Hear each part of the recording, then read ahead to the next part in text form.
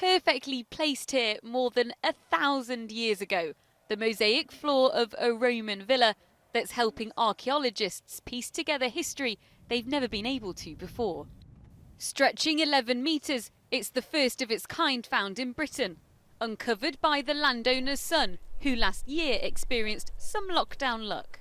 It was really difficult for a lot of people, and getting out into the fields was a really good way to escape, if you like.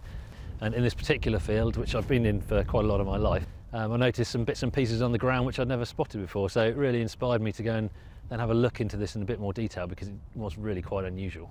To think that actually, if you hadn't decided to go out that day to have a look at the field, you may never have found it. Yeah, I'm not allowed to dig any more holes in fields anymore. This is something which could happen again.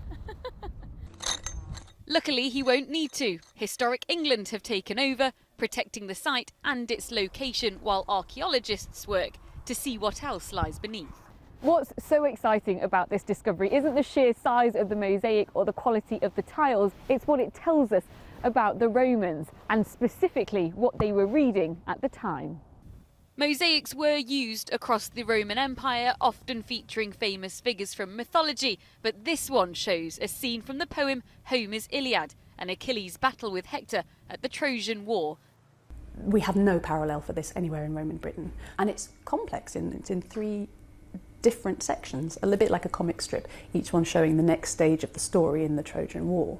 To be this huge and this complicated, and to tell this incredibly sophisticated story from ancient Greek literature is a very niche interest. Whoever commissioned this was clearly very well read and very well educated. And very wealthy. It's thought the mosaic was the floor to a dining room or entertaining space, built to impress. And even 1,500 years later, it's certainly still doing that. Sangeeta Lal, News at 10.